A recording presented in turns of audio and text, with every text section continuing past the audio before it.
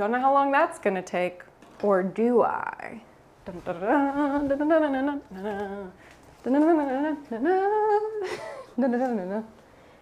What's a show-stopping, fluffy and fruity dessert I can really wow my guests with? Betty Crocker's answer? Pink Bavarian Cream.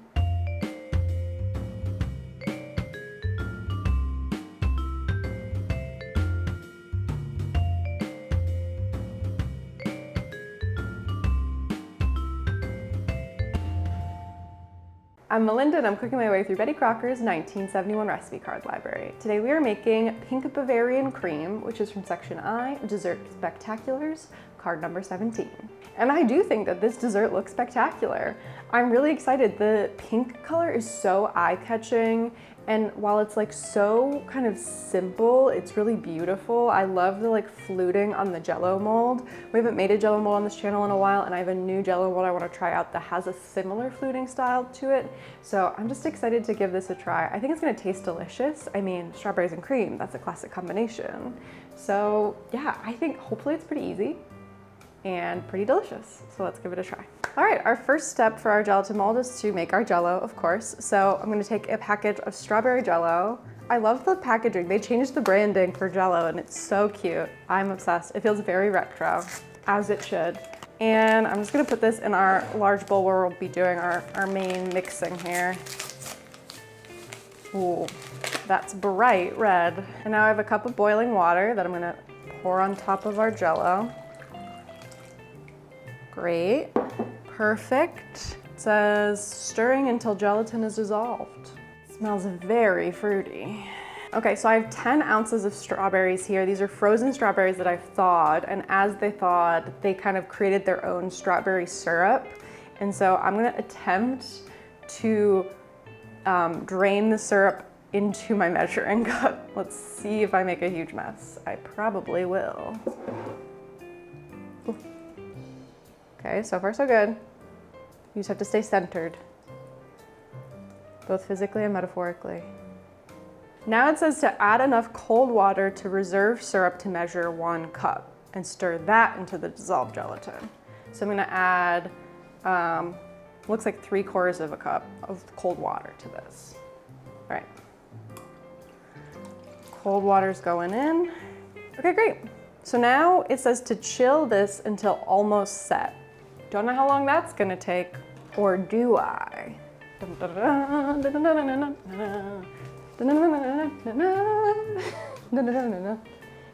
the Joys of Jello. This is the 1963 edition, first edition of Joys of Jello, and I love this book. It has so many ideas for Jello recipes, but it also has this really handy guide in the back.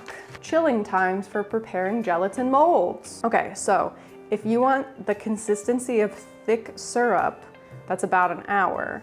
Slightly thickened consistency of unbeaten egg whites, 1 hour, 15 minutes.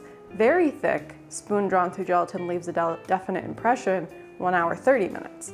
So I don't know which of those we want. Chill until almost set. Oh. It says uses. For adding Dream Whip topping or whipped cream, or whipping gelatin with ice bath, you want it slightly thickened. For adding fruit, you want it very thick.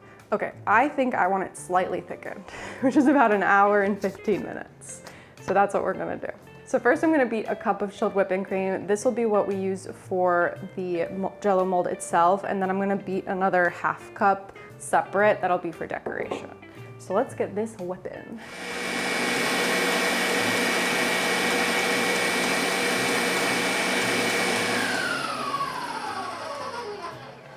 Okay, this looks good. So we'll move this into a separate bowl. Try not to lose any of the fluff. We're gonna do it again with another 1/2 cup. All right, I think we've approached slightly thickened. I've been keeping the gelatin in this bowl of ice water, which I read in the Joys of Jello book will help kind of thicken it faster.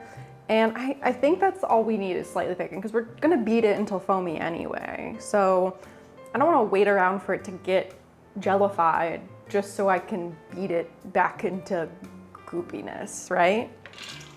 So I think it's ready. We're gonna put it in our mixing bowl. You can see like little blobs of thickness. Like you can see that the bottom is kind of starting to thicken. Now let's beat this until foamy.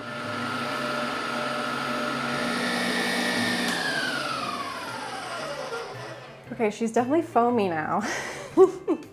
Fascinating. I've never done this to Jello before. It's truly like just a bowl of foam, which I'm kind of obsessed with. Now what do we do? Beat gelatin until foamy. Fold gelatin and strawberries into whipped cream. Great. So I'm gonna start with the gelatin. I have our cup of whipped cream here. Well, it's more than a cup now that's been whipped. And I'm just gonna pour this blobby thing into here and fold it. I'm scared. Oh my gosh. This is like a science experiment. I guess baking is a science. And making gelatin is a science. The density of the Jello is much lighter than the density of the whipped cream. So like, I don't know how this is gonna come together. See, as I'm like stirring it, I'm breaking the bubbles in the gelatin. I don't even know where the whipped cream is in here. Hello? Oh, there you are. Yeah, there's definitely a chemical reaction going on. I'm putting the strawberries in. They're gonna break the foam.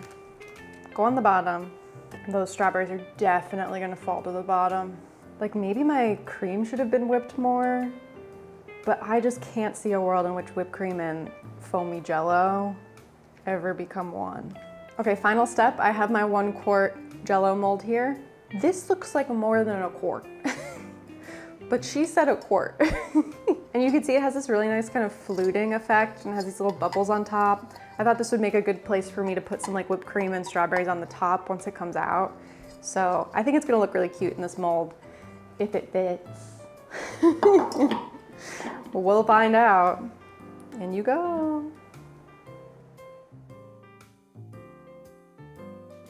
Yeah, it's just a little too much. We're gonna put this in the fridge to set. I'm gonna check back in on it in a bit. Maybe I'll put this extra in its own little cup or something. And then we'll see how this goes. What if it goes terribly? I'll be a failure as a Jello chef. That's okay. That's why we do these, right? It's for fun.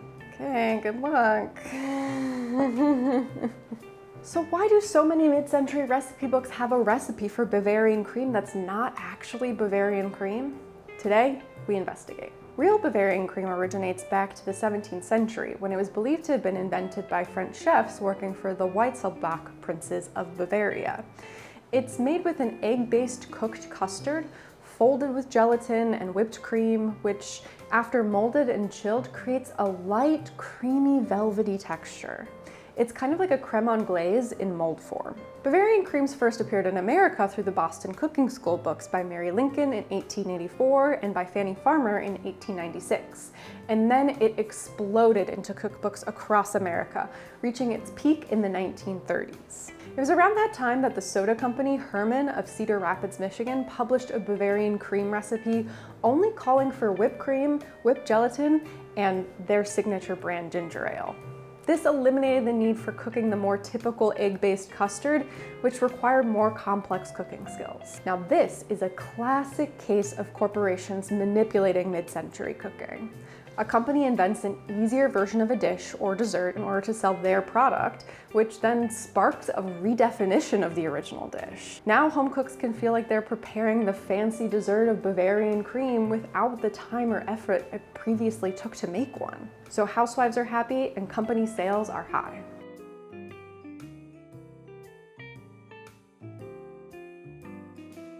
All right, it's the moment of truth.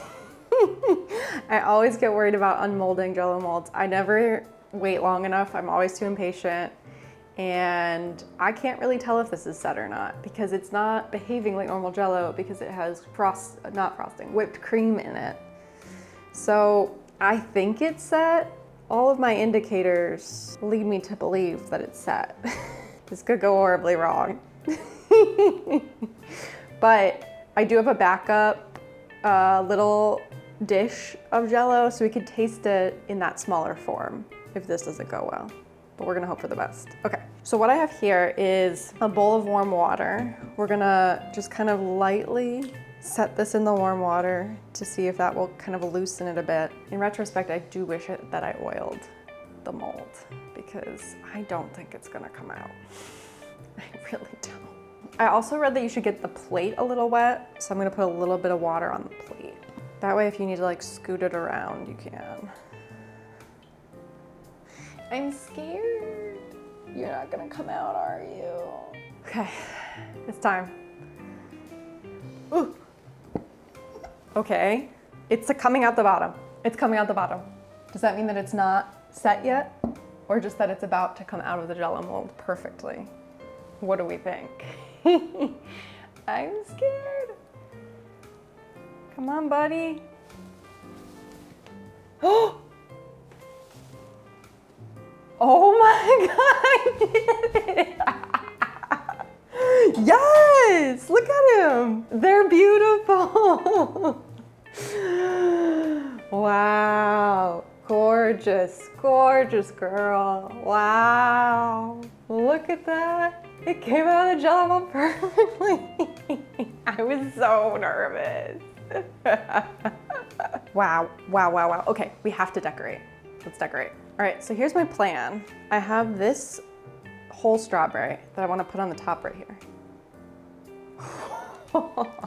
And then I put my whipped cream in a bag and I'm just gonna pipe little like star shapes around it. See if that looks cute.